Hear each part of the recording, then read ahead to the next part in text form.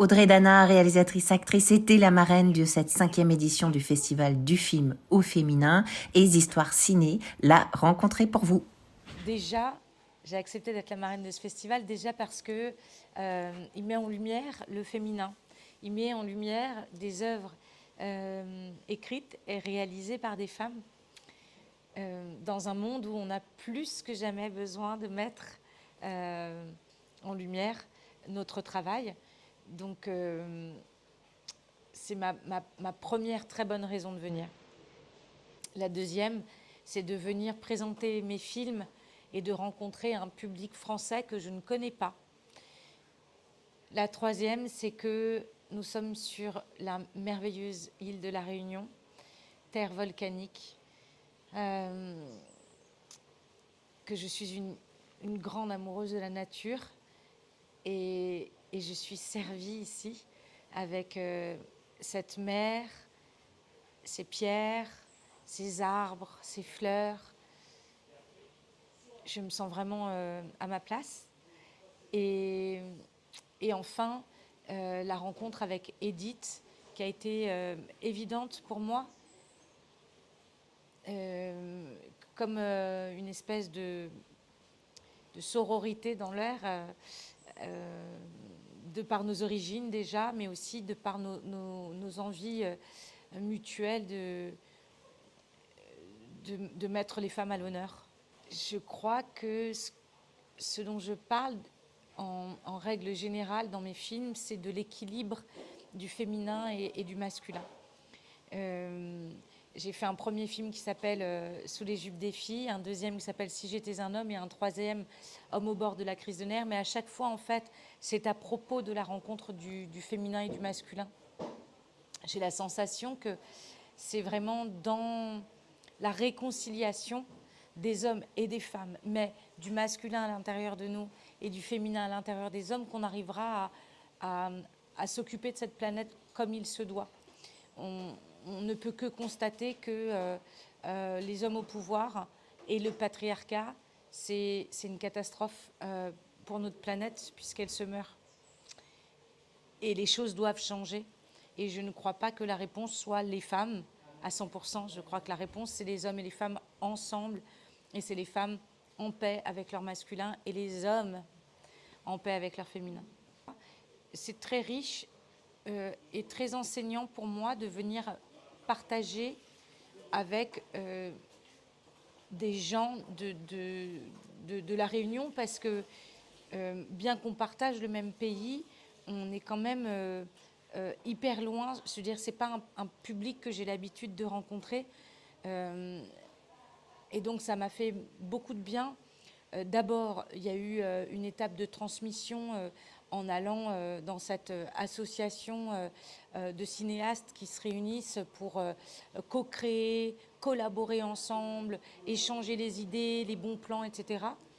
Donc, il y a eu un très très bel échange. J'étais heureuse de voir des acteurs, des réalisateurs, des auteurs d'ici.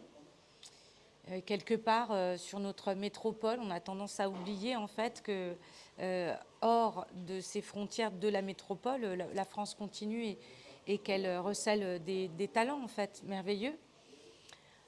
Et puis ensuite d'aller à la rencontre du public d'ici. Je sais qu'hier la projection de Sous les jupes des filles, par exemple, elle était très très très très très très très joyeuse et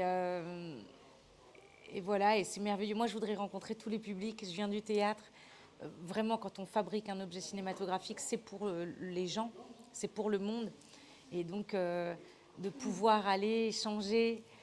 Et il y a quelque chose ici, il se passe quelque chose sur cette terre de très organique et de très féminin, justement.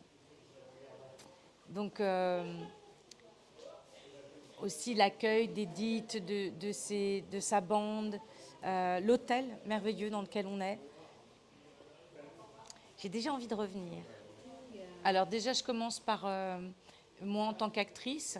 J'ai eu la chance géniale de tourner dans une série de 8 épisodes qui s'appelle Zorro, très inspirée du Zorro de notre enfance, mais qui prend d'énormes libertés. Et avec Jean Dujardin dans le rôle de Zorro, et surtout un parti pris très très féministe, très moderne. Donc un rôle comme on rêverait d'en avoir plein dans une vie d'actrice. Ça, ce sera sur France 2 à Noël. Et je suis en train de terminer l'écriture d'un roman de Michel Bussy qui s'appelle Nymphéa Noire, autour justement du féminin, autour de l'enfermement.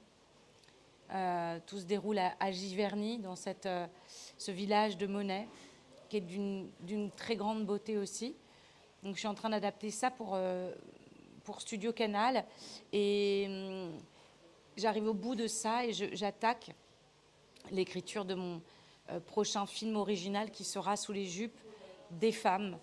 Donc c'est une manière de repartir dans le délire de Sous les jupes des filles, mais 10 ans plus tard, avec plus de maturité, dans une ère post-MeToo, les choses ont beaucoup changé, avec toujours cette envie de faire rire, cette envie de rentrer dans l'intimité, de montrer ce qu'on ne montre pas, et avec sans doute plus d'ambition.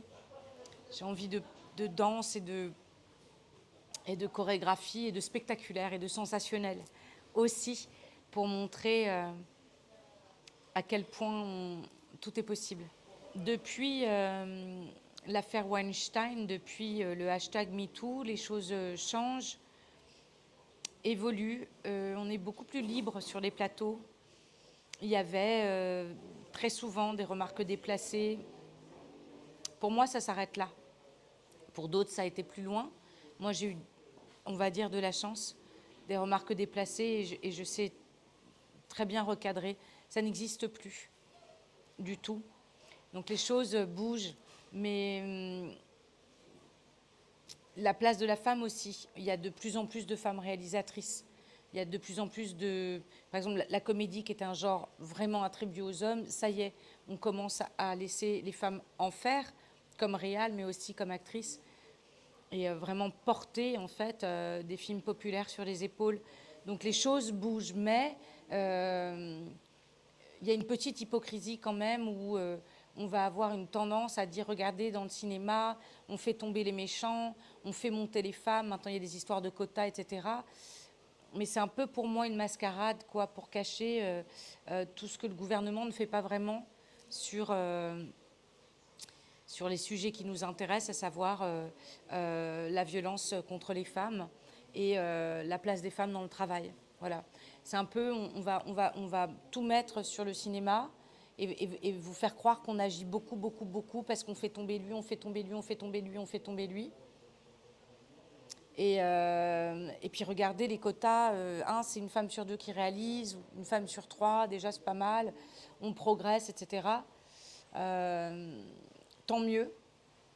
Et en même temps, ça règle pas les problèmes. Ça règle pas les problèmes. J'imagine que les meufs qui vont déposer des plaintes pour viol, qui sont pas entendues, elles doivent bien avoir les boules, qu'on leur dise, mais t'as vu, le monde a vachement changé, maintenant on est complètement protégés, on n'a plus le droit de nous emmerder. C'est pas vrai. C'est pas vrai. Mais pour nous, sur un plateau de cinéma, si les choses, elles ont changé, et aussi, il fait bon être une femme quand on est réalisatrice aujourd'hui, alors que c'était beaucoup, beaucoup plus complexe il y a encore 10 ans. Donc c'est chouette. Je vous dirais, très chers concitoyens, que vous avez une chance incroyable de vivre sur cette île merveilleuse, d'une beauté époustouflante et d'une puissance. Je suis là que depuis 2 jours, et déjà, je sens qu'elle me travaille au corps et à l'âme. Donc merci de m'accueillir sur votre île, et quelle chance vous avez.